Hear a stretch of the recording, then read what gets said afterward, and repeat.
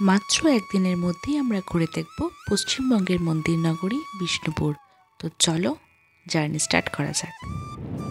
আমরা গেছিলাম জানুয়ারি মাসে। তো সকাল এখন 8:30 মতন বাজে, আর আমরা শীতের রোদ গায়ে মেখে চলেছি বিষ্ণুপুরের পথে। হয়তো ট্রেনে করে যাওয়া যেত, কিন্তু বাইকে করে যাওয়ার মজাটাই আলাদা। আমরা যাচ্ছিলাম বর্ধমান থেকে। তো বর্ধমান থেকে বিষ্ণুপুরের ডিস্টেন্স প্রায় 80 কিলোমিটার মতো। বাইকে করে যা আমাদের প্রায় 2 ঘন্টা মতো লেগেছিল। রাস্তাঘাট যে কতটা বাইক ফ্রেন্ডলি তার বলার অপেক্ষা রাখে না। প্রাকৃতিক সৌন্দর্য উপভোগ করতে করতে অবশেষে আমরা এসে পৌঁছালাম মল্লভূম অর্থাৎ বিষ্ণুপুরে। প্রথমেই আমরা দর্শন করতে এসেছি মদন গোপাল মন্দির। এই মন্দিরটি মল্লরাজা দ্বিতীয় বীর সিংহের স্ত্রী রানী শিরোমণি দেবী 1665 খ্রিস্টাব্দে নির্মাণ করেছিলেন।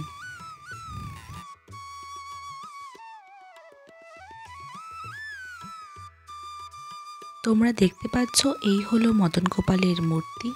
এখানেই মদন গোপালকে নিত্য সেবা দেওয়া হয়। আর এখানে রয়েছে একটি খুব সুন্দর শিব মন্দির। ওখান থেকে বেরিয়ে আমরা গেছিলাম বিষ্ণুপুরের বিশেষ আকর্ষণ দলমাদল কামান দেখতে, যা বিষ্ণুপুরের স্থানীয় শাসকদের মারাঠা আক্রমণ থেকে রক্ষা করেছিল। 1742 খ্রিস্টাব্দে মল্লরাজা গোপাল সিংয়ের অধীনে এটি নির্মিত হয়েছিল। কথিত আছে এই কামান চালিয়ে বর্গী হামলা থেকে রক্ষা করেছিলেন স্বয়ং মদন মোহন। দলমাদল কামান থেকে বেরিয়ে কয়েক পা হাঁটলেই তোমরা দেখতে পাবে মা ছিন্নমস্তা মন্দির। মন্দিরের বাইরে অনেক দোকান আছে যেগুলোতে পুজোর ডালা বিক্রি হয়। তোমরা চাইলে সেখান থেকে কিনে পুজো দিতেই পারো। এই মন্দিরের মায়ের বৈশিষ্ট্য হলো এই পুজো হয় বৈষ্ণব মতে। মায়ের কিন্তু বিসর্জন হয় না। কালী পুজোর রাতে নরনারায়ণ সেবা হয়ে থাকে। তোমরা যে মূর্তিটা দেখতে পাচ্ছ মায়ের, সেই মূর্তি আনা হয়েছে সুদূর রাজস্থান থেকে।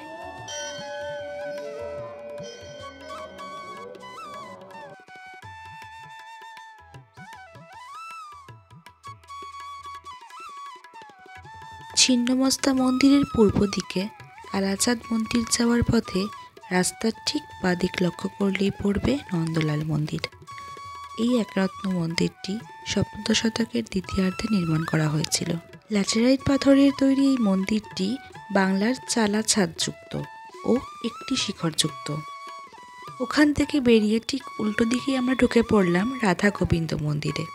মাকড়া পাথরের তৈরি এই একরত্ন মন্দিরটি 1729 খ্রিস্টাব্দে কৃষ্ণ সিংহের আমলে তৈরি। বর্গাকার চাতালের ওপরে অবস্থিত মন্দিরটি ঢালু ছাদি, পাশেই রয়েছে রাধা মাধব মন্দির। খুব সুন্দর একটি বাগান ঘেরা এই মন্দিরটি নির্মাণ করা হয়েছিল 1737 খ্রিস্টাব্দে। লাল পাথর দ্বারা হয়েছিল মন্দির নির্মাণের কাজ। বিষ্ণুপুরের প্রাচীন মন্দিরগুলি বরাবরই স্থাপত্যকলার জন্য বিখ্যাত। মন্দিরের সামনে একটি দোতলা মণ্ডপও রয়েছে। অনেকক্ষণ ধরে একটানা মন্দির ঘুরে আমরা পৌঁছালাম লালগড় পার্কে। প্রবেশ মূল্য ছিল 10 টাকা করে, আর আমরা যেহেতু বাইক নিয়ে এসেছিলাম পার্কিং কস্ট নিয়েছিল 10 টাকা। বিষ্ণুপুরের এই লালগড় পার্কে অনেকেই আসেন পিকনিক করতে, তাই এটা একটা পিকনিক স্পটও বটে। বিশাল এরিয়া নিয়ে তৈরি এই পার্কের ভেতরে রয়েছে রেস্টুরেন্ট। তোমরা যদি এখানে এসে লাঞ্চ করতে চাও তার সুব্যবস্থা রয়েছে।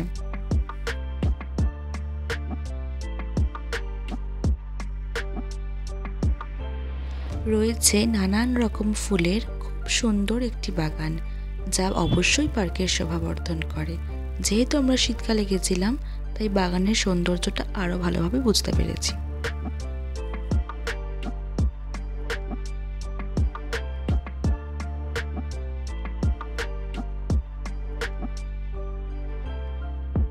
কিছু দূর গিয়ে রয়েছে একটি বিশাল উঁচু একটি ওয়াচ টাওয়ার, যার ওপর উঠলে গোটা পার্ক কি সুন্দরভাবে দেখা যায়। এই হলো ওয়াচ টাওয়ারের ওপর থেকের ভিউটা।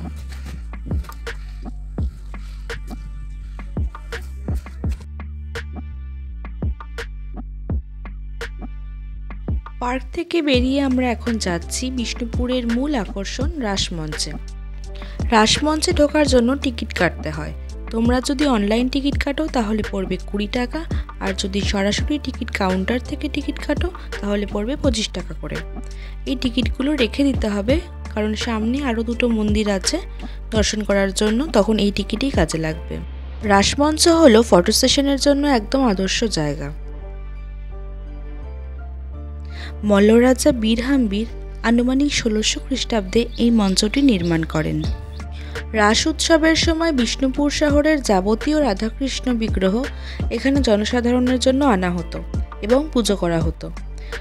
তোমরা এখানে যে ভি আকৃতির দরজা দেখতে পাচ্ছ, এগুলোকে খিলান বলে। এখানে প্রায় ১০৮টি খিলান রয়েছে।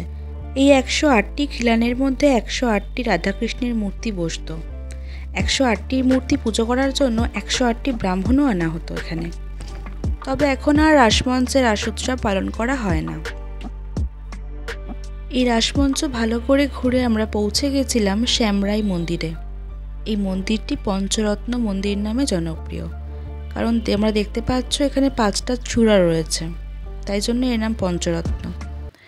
রয়েছে অপূর্ব সুন্দর টেরাকোটার কাজ।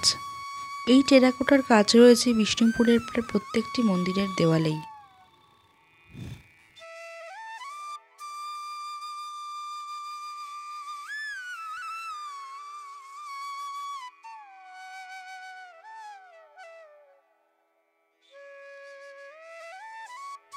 তারপর ওখান থেকে বেরিয়ে সামনেই পড়ছে জোড়বাংলা মন্দির। ১৬৫৫ সালে রাজা দ্বিতীয় রঘুনাথ সিংহ এই মন্দিরটি নির্মাণ করেন।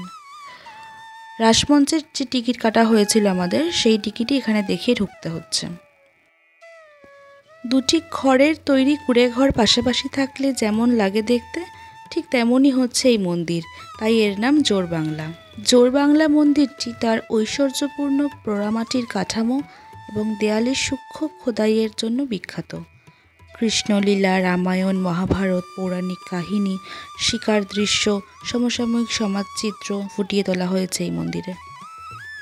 এখন আমরা এলাম রাধাশ্যাম মন্দিরে। ১৭৫৮ খ্রিস্টাব্দে মল্লরাজা চৈতন্য সিংহ এই মন্দিরটি প্রতিষ্ঠা করেন। বিষ্ণুপুরের সমস্ত পরিত্যক্ত মল্ল মন্দিরের বিগ্রহ এখন এই মন্দিরের গর্ভগৃহে স্থান পেয়ে রাধাশ্যাম সহ পূজিত হন। মন্দিরটি বর্তমানে ভারতীয় পুরাতত্ত্ব সর্বেক্ষণের রক্ষণাশীল।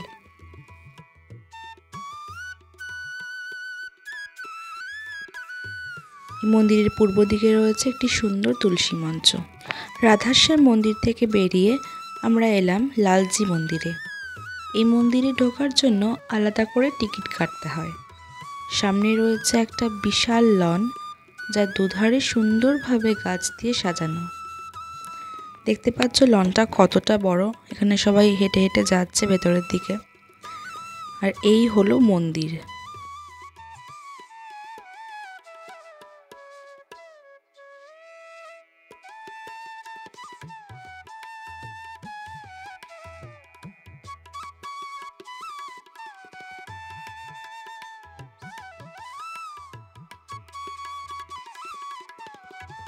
চলে এসেছি গড় দরজার সামনে।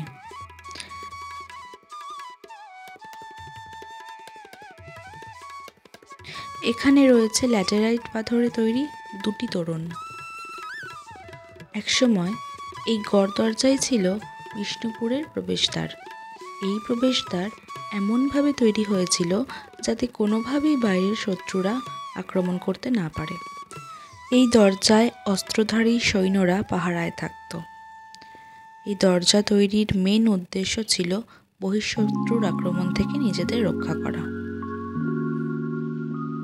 সবার শেষে প্রবেশ করলাম মদনমোহন মন্দিরে। ১৬৯৫ সালে বর্গাকার এই মন্দিরটি বিষ্ণুপুরের অন্যান্য মন্দিরের তুলনায় অপেক্ষাকৃত বড় একরত্ন মন্দির। অন্যান্য মন্দিরের মতন এই মন্দিরেও ফুটিয়ে তোলা হয়েছে রামায়ণ, মহাভারত, কৃষ্ণলীলার মতন পৌরাণিক কাহিনী।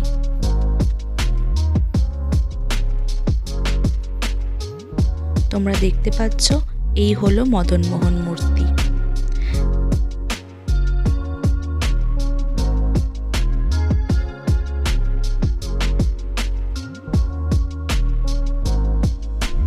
সারাদিন ঘুরতে ঘুরতে আমাদের খিদে পেয়ে গেছিলো। পথে হাইওয়ে ধাবা বলে একটা ধাবা পেয়েছিলাম, ওখানে আমরা খেয়ে নিয়েছিলাম।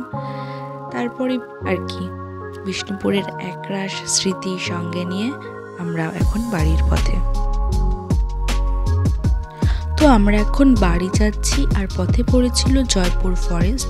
দেখো রাস্তাটা কত সুন্দর লাগছে, দুধারে ঘন জঙ্গল আর মাঝখানে সরু রাস্তা। লং ড্রাইভের জন্য একদম অ্যাপ্রোপ্রিয়েট রাস্তা এটা। আমাদের বিষ্ণুপুর ঘোরা কমপ্লিট। তোমরাও যদি এরকম আসতে চাও প্লিজ চলে এসো, খুব ভালো লাগবে, একদিনের মধ্যে সুন্দর ঘোরা হবে। ভিডিওটা যদি তোমাদের একটু ভালো লাগে তাহলে একটা লাইক করে দিও আর চ্যানেলটাকে সাবস্ক্রাইব করে দিও। আজকের মতন এইটুকুই, টাটা।